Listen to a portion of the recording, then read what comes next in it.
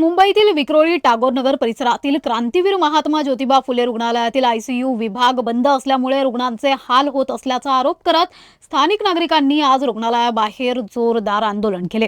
ICU सुविधा बंद असल्याने तसेच इतर आवश्यक वैद्यकीय सेवांचा अभाव असल्याने रुग्ण आणि त्यांच्या नातेवाईकांना मोठ्या अडचणींचा सामना करावा लागत असल्याचे आंदोलकांनी सांगितले। या निषेधार्थ विक्रोळीकरांच्या वतीने रुग्णालयाच्या आयसीयू बाहेरच हे आंदोलन करण्यात आलं। आंदोलनादरम्यान आंदोलकांनी तोंडाला ऑक्सिजन मास्क लावून आयसीयू द्या अशा जोरदार घोषणा दिल्या।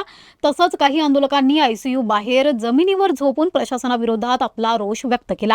बंद असलेला आयसीयू विभाग तात्काळ सुरू करण्यात यावा अशी ठाम मागणी यावेळी करण्यात आली। या आंदोलनात स्थानिक नागरिकांसह सामाजिक कार्यकर्त्यांनीही सहभाग घेतला होता।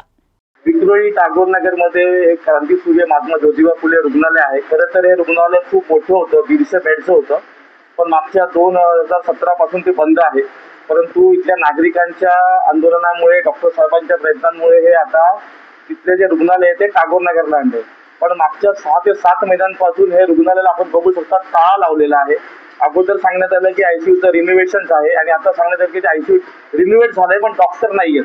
ही काय उत्तरं इथल्या नागरिकांना पटण्यासारखी नाहीयेत आणि म्हणूनच आम्ही त्यांच्या वतीने इथे हे आंदोलन करत आहोत।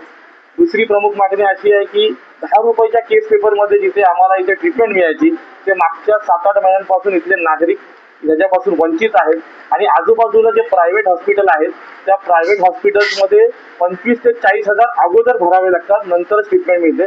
म्हणजे इथले नागरिक जे आहेत ते आरोग्य सेवेपासून वंचित आहेत। मागील 1.5 वर्षापासून विक्रोळी टागोरनगरमध्ये स्थलांतरित झालेलं क्रांतीवीर महात्मा ज्योतिबा फुले सर्वसाधारण रुग्णालयाचं हे आयसीयू हे 1.5 वर्षापासून बंद आहे। नूतनीकरणाच्या नावाखाली सततचा पाठपुरावा केल्यानंतर आमच्या एक गोष्ट निदर्शनास आली की रिनोव्हेशन तर झालेलं आहे, नूतनीकरण तर झालेलं आहे, परंतु डॉक्टरच्या कमतरतेमुळे हा आयसीयू हा चालू करता येत नाहीये, जेणेकरून इथल्या रुग्णांना राजेवाडी किंवा सायन सारख्या रुग्णालयात तिकडे जावं लागतं, तिकडे बेड उपलब्ध नसतो। माझं सांगणं एकच आहे की मागील 4 महिन्यापासून मुंबई महानगरपालिकेला महापौर मिळालेला आहे। त्याच्या अगोदर महापौर नव्हता, प्रशासकीय अधिकारी बसत होता, परंतु आमचे जे स्थानिक लोकप्रतिनिधी आहेत यांना जर का ही गोष्ट माहीत असते की क्रांतीवीर महात्मा ज्योतिबा फुले सर्वसाधारण रुग्णालयामध्ये डॉक्टर्स नाहीये, तर त्यांनी या मागणीसाठी पावसाळी आणि हिवाळी अधिवेशनामध्ये त्यांनी हा प्रश्न मांडायला पाहिजे होता आणि तो जर का त्यांनी प्रश्न मांडला असता तर आतापर्यंत या विधानसभेत असलेलं क्रांतीवीर महात्मा ज्योतिबा फुले हॉस्पिटलच्या आयसीयू आज कार्यरत असता। ही प्रचंड फार मोठी शोकांतिका आहे आणि मी याचा जाहीर निषेध करतो। मी डॉक्टर जरी असलो तरी मी विक्रोळीचा प्रथम नागरिक आहे आणि माझे जे स्थानिक रहिवासी आहे यांना जे आरोग्य सेवा मिळण्यासाठी जी दिरंगाई होत आहे, कारण हे आयसीयू इथं गेले अनेक महिन्यांपासून बंद आहे। सुरुवातीला सांगितलं गेलं होतं की एसीचं रिनोव्हेशन आहे, या कारणासाठी आयसीयू हे 40 दिवसासाठी बंद करण्यात आलं, परंतु जेव्हा जसं फॉलोअप घेत गेलो 3-4 महिने नंतर समजमध्ये आलं की इथं डॉक्टरांची भरती होत नाही आयसीयू मध्ये।